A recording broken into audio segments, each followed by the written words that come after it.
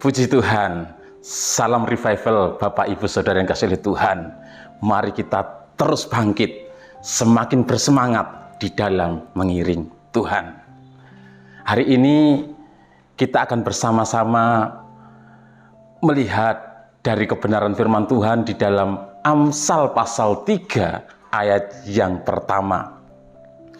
Hai anakku, janganlah engkau melupakan ajaranku, dan biarlah hatimu memelihara perintahku.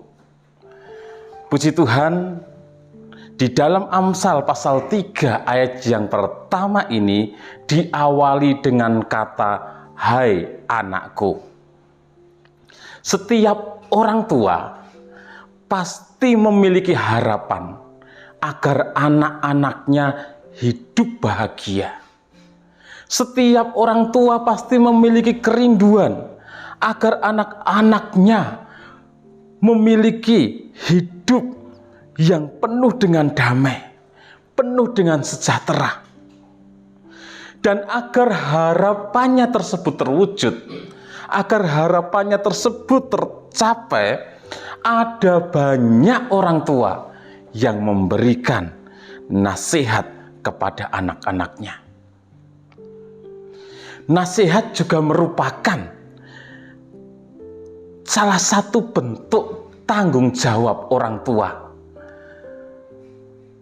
atas kepercayaan yang Tuhan berikan kepadanya, di mana Tuhan mempercayakan anak-anak kepada orang tua. Salah satu tanggung jawabnya memberikan nasihat. Firman Tuhan hari ini saya beri tema memelihara perintah Tuhan. Orang tua harus memberikan nasihat kepada anak-anaknya. Orang tua harus mengajarkan kepada anak-anaknya untuk senantiasa memelihara perintah Tuhan. Dari Amsal pasal 3 ayat yang pertama ini kita dapat belajar. Dikatakan hai anak-anakku. Yang pertama kita belajar bagi orang tua. Orang tua jangan bosan-bosan untuk mengajar anak-anaknya. Orang tua jangan pernah bosan untuk memberi nasihat kepada anak-anaknya, supaya anak-anaknya itu hidup seturut perintah Tuhan, supaya anak-anaknya itu hidup seturut kebenaran Tuhan. Orang tua jangan pernah bosan untuk mengajar, untuk memberi nasihat kepada anak-anaknya tentang ajaran Tuhan, tentang perintah-perintah Tuhan. Itu merupakan tanggung jawab orang tua.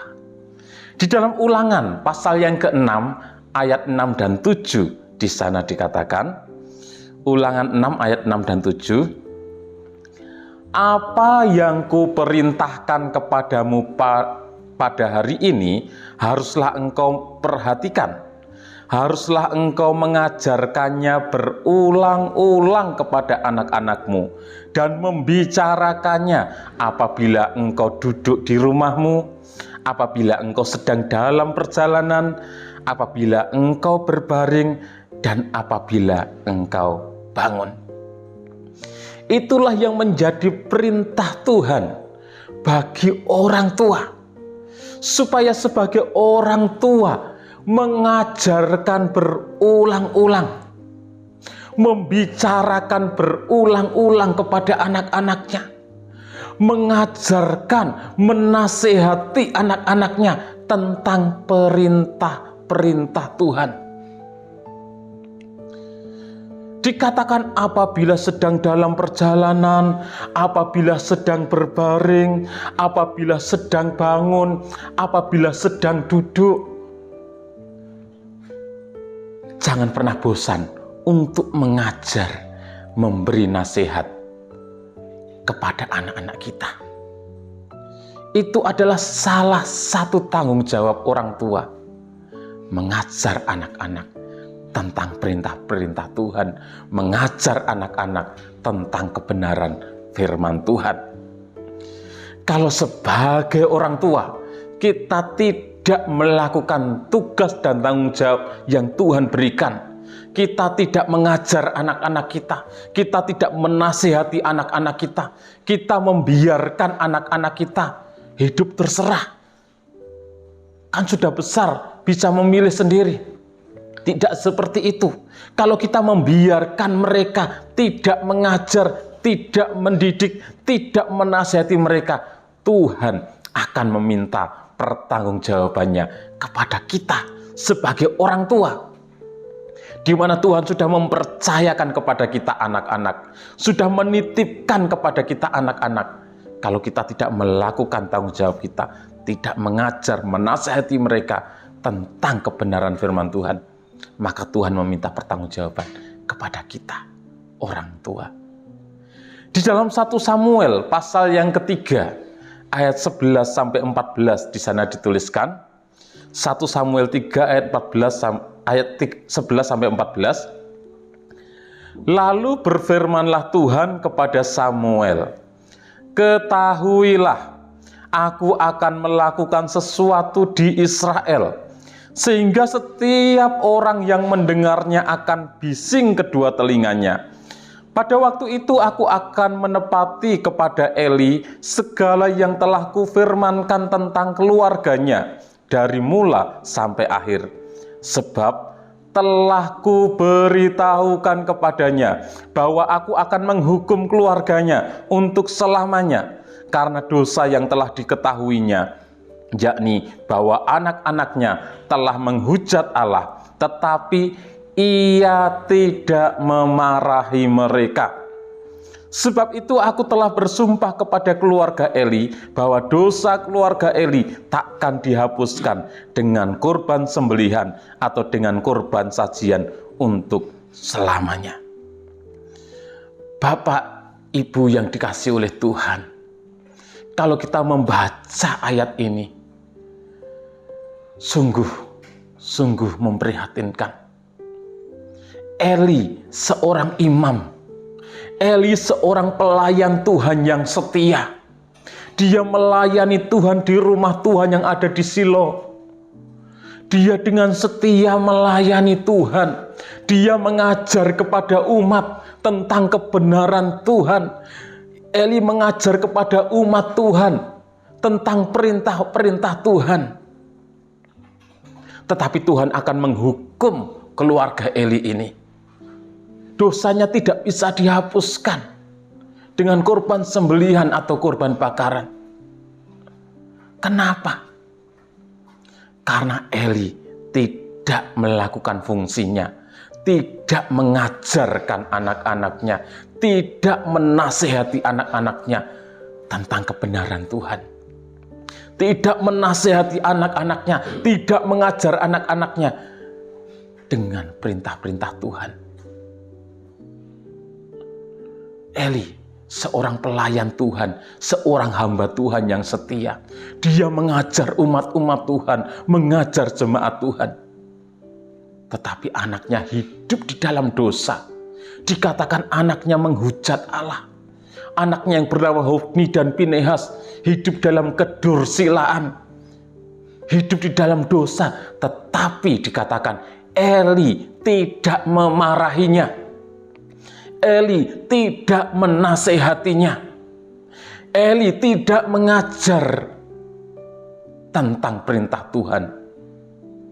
Sehingga Tuhan akan menghukum Eli dan keluarganya. Bapak, Ibu, menjadi tugas dan tanggung jawab kita sebagai orang tua mengajar anak-anak kita, menasehati anak-anak kita tentang perintah Tuhan. Jangan pernah bosan mengajar, menasihati anak-anak kita. Yang kedua, dari Amsal pasal 3 ayat yang pertama, bagi anak-anak, jangan melupakan kebenaran yang diajarkan oleh orang tua. Jangan melupakan firman Tuhan, perintah Tuhan yang sudah diajarkan oleh orang tua.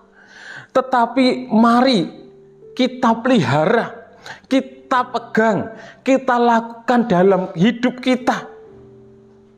Sehingga kita akan menjadi orang-orang yang diberkati Tuhan. Kita akan menjadi orang-orang yang berbahagia ketika kita berpegang, kita memelihara, kita melakukan perintah-perintah Tuhan. Bapak, Ibu, Saudara dapat mendengarkan dalam renungan 79 nanti malam. Di sana ada panjang umur